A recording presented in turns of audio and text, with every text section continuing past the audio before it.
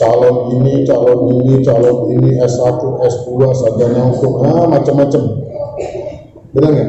Tadi saya bilang berapa banyak orang di Indonesia orang pintar, cuma dikit orang pintar yang mempunyai adab, mempunyai akhlak. Ya Imam Ar-Rusli ya sanadi Allah Allah anta ba'dallahi mu'tamadi fabidunya ya wa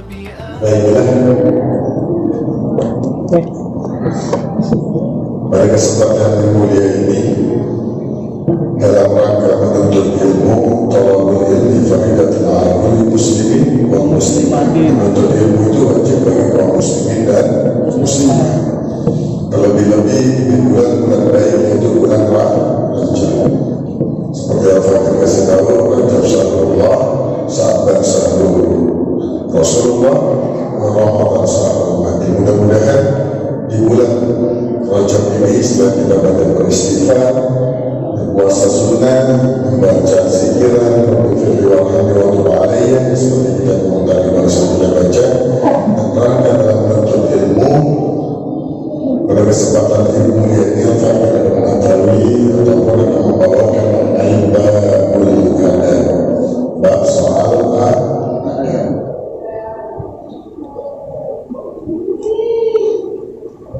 Seperti hadis Rasulullah SAW, innama yu'istu li'utammima makarimal akhlak.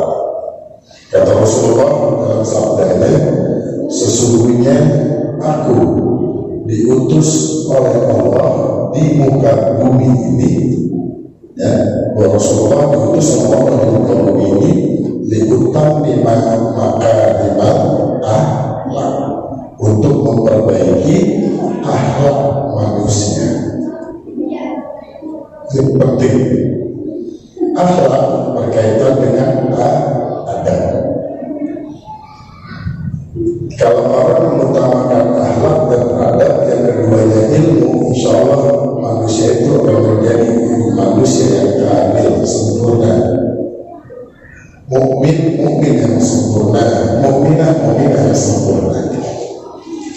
Berapa banyak saudara-saudara kita yang menuntut ilmu di dunia ini, ya, menuntut ilmu, mempunyai ilmu, baik itu ilmu dunia, ilmu akhirat, akan tetapi kalau adanya akhlaknya nggak ada, mau di mata Allah, mau di mata Allah Subhanahu wa Ta'ala.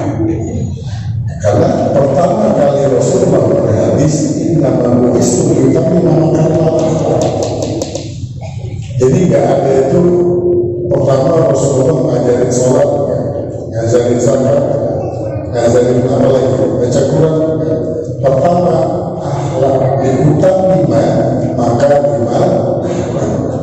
Kalau orang sudah akhlak, mempunyai akhlak yang baik, adab yang baik, insya Allah ketika dia menuntut ilmu, nur cahaya Allah, ilmu Allah akan dia bisa terapin ataupun diserap sama dia ilmunya. Akan tetapi jika seseorang menuntut ilmu, mempunyai ilmu, tidak mempunyai akhlak, ada biasanya tidak ada kontrol.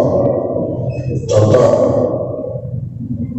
ya, berapa banyak orang pintar di Indonesia? Banyak? Banyak kan? Banyak. Berapa banyak juga yang koruptor? Banyak? Banyak. Artinya ketika seseorang sudah mencapai titik ilmu, tidak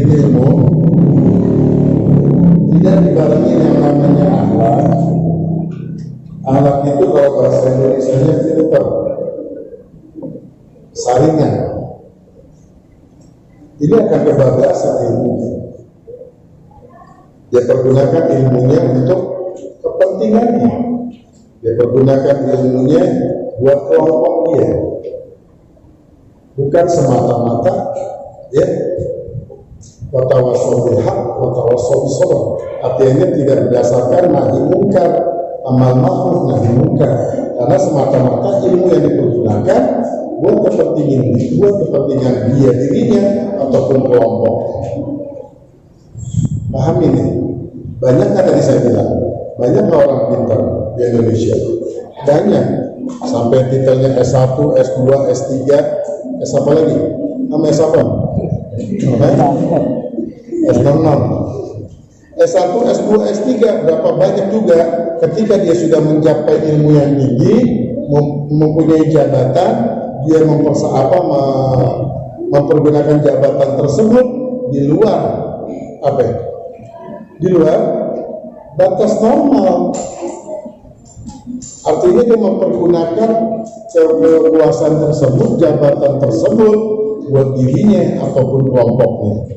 Dia nggak memikirkan, kalau dia seorang pejabat, dia nggak pernah memikirkan rakyatnya. Maka tadi saya bilang, ini biasanya cenderung terjadi ketika waktu kampanye. Calon ini, S1, S2, sarjana hukum, macam-macam. Benar nggak? Tadi saya bilang, berapa banyak orang di Indonesia orang pintar, cuma dikit orang pintar yang mempunyai adab umum akhlak. Dijelaskan waktu itu, dikisahkan, ya, Imam Ghazali radhiyallahu anhu, Abu Hanifah, yaitu salah satu mazhab yang 4 mazhab ini, Imam Syafi'i, Imam Hambali, dan Abu Hanifah. Suatu saat Abu Hanifah berjalan di suatu jalan, ketemu anak kecil yang sedang main lari-lari. Abu Hanifah itu berkata kepada anak kecil ini, wahai anak, janganlah kamu berlari, ya, karena takut ketika kamu lari terpeleset hingga jatuh. Kata Abu Hanifah. Apa jawaban tuh anak? Wahai Amirul Mukminin, karena seorang pemimpin ulama dibilangnya Amirul Mukminin. Ketahuilah, jika aku jatuh ketika aku berlari, jatuhku hanya di dunia dan cuma merasakan sakit. Cuman kalau engkau Amirul Mukminin, ketika engkau jatuh, ya, bukan hanya di dunia aja, engkau akan dipertanggungjawabkan nanti di akhirat. Artinya apa? Kalau kita menik dari cerita ini, ya, segala sesuatu yang berkaitan dengan adab, berkaitan dengan keilmuan, itu manusia itu tidak boleh mendahulukan ilmunya ketika adab itu tidak ada. Contoh lagi, sahabat Rasulullah sekaligus menantu Rasulullah, Ali bin Abi Thalib karamallahu wajhahu. Kenapa Ali bin Abi Thalib? Sahabat Rasul. Ketika dia pengen sholat subuh, keluar dari rumah, didapatilah seorang Yahudi, kakek-kakek yang tua renta sedang berjalan, yang kebetulan arahnya menuju masjid juga. Mungkin rumahnya di belakang masjid ataupun melewati masjid.